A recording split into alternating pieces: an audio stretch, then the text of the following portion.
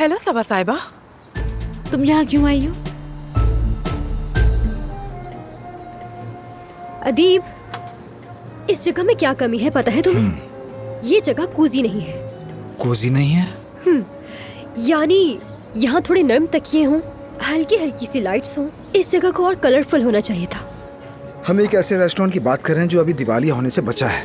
तुम जानती हो ना कि अगर पैसे पीआर और खानों पर लगाएंगे पीआर तो मुझ पर छोड़ दो, तुम उसके लिए परेशान मत हो। मतलब कैफे है तो कैफे दिखना भी चाहिए ना, वरना तो बेवकूफी होगी ये। क्या कहते हो? बुरा लगता है। हाँ, ये जगह समंदर के किनारे है, खाना भी लाजवाब है। बस यहाँ का असल मसला जो है वो मेरा पार्टनर हाँ, है। अंदाजा है मुझे। और ये सब भी सुन सुनकर थक गई हूँ कि ये सब तुम्हारे पार्टनर की वजह से हुआ है। जो होना तो हो गया, लेकिन तुम्हें मुझ पर एतमाद होना चाहिए। इसके अलावा मेरा वादा है कि मेन्यू में बिल्कुल दखल नहीं दूंगी। यकीन करो, सब बहुत अच्छा होगा। उम्मीद है, देखेंगे, वक्त ही बताएगा।